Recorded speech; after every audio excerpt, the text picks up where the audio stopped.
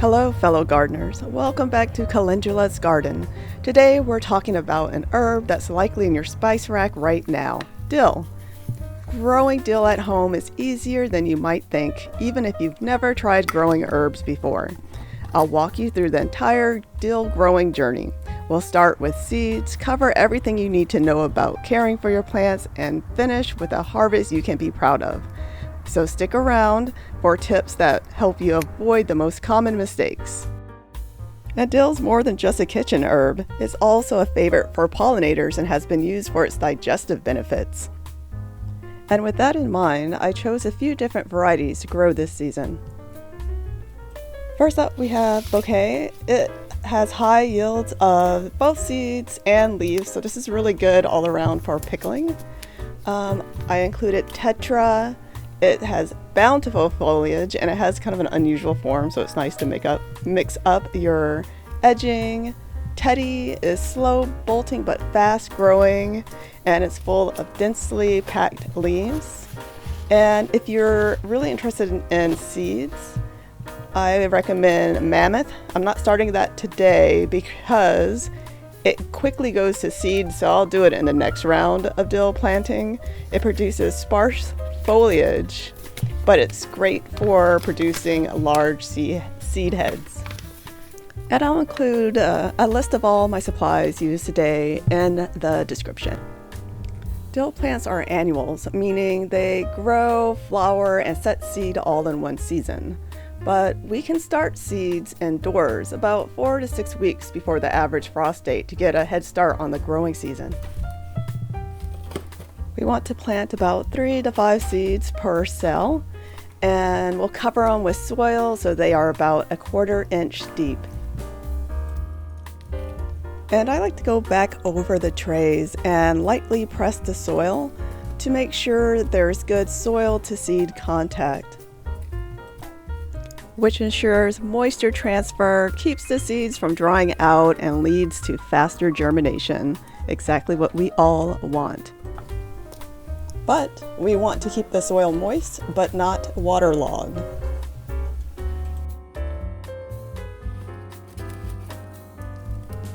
To prevent fungus gnats from taking over our grow area, we want to water from below. We can add BT granules to the water tray as well as the soil, and I like to spread a few of those yellow sticky traps around for good measure. Alright, let's place our grow tray under full spectrum grow lights that are about 4 to 6 inches above the seed tray. This will prevent weak, leggy seedlings, and a small fan also helps. In a couple of weeks, your dill seedlings will be ready to go directly into the garden or into larger pots if it's still chilly outside. Now these seedlings aren't quite ready to go yet, but the soil is clearly depleted and getting a little crusty, so I'm going to go ahead and pot them up. And I'll start hardening them off over here above the AP system where they can get a little extra humidity without having to waterlog the soil. If they're ready to go, remember dill thrives on sunshine, so choose a spot with at least 6 hours of direct sunlight a day. And they'll grow fast. You'll be able to start snipping dill leaves in about 4 weeks. Just cut what you need, leaving the main stems, and don't strip the plant bare, and you'll be able to harvest all season long.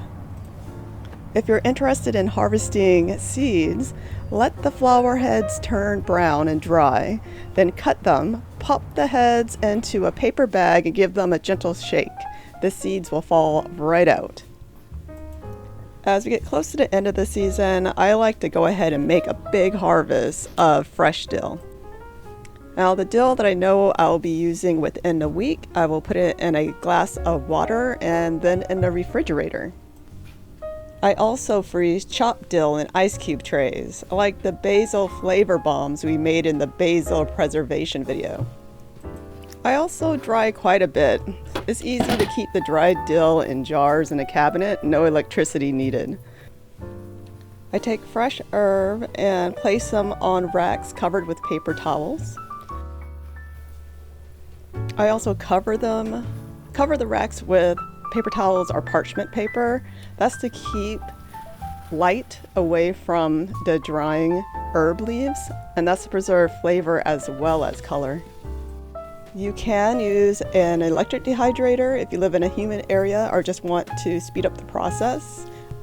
For herbs, I usually set mine at the lowest temperature in order to preserve flavor, and just check frequently to see if it's dry. Like these, you just want them to be crunchy but not like turning to dust. But you definitely want to get the moisture out of there so you're not going to your jar and finding mold. Now I like to preserve some stems whole. That is because when I roast meat or veggies or do a sheet pan, I like to put down a layer of herbs and then cover that with olive oil. Then I put everything else on top. Now for the rest of the dill, like I want dill that I can sprinkle into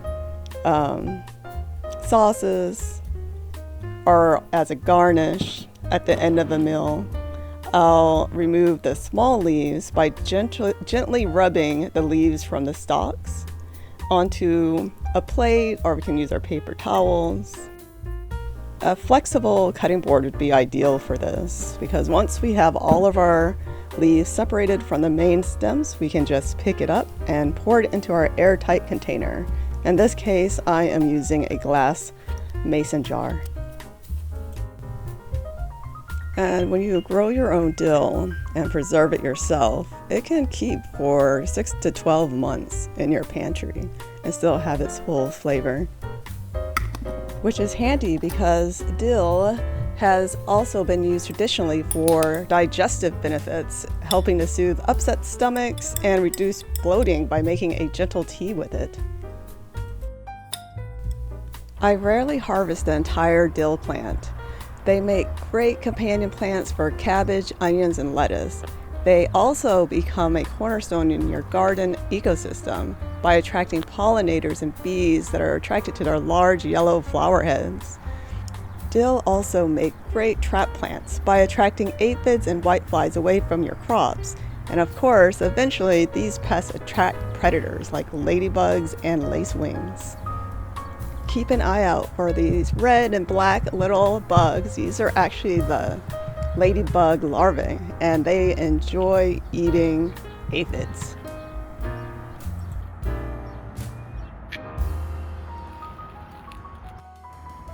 Alright, if you found this guide helpful, tap that like button and subscribe for more garden tips.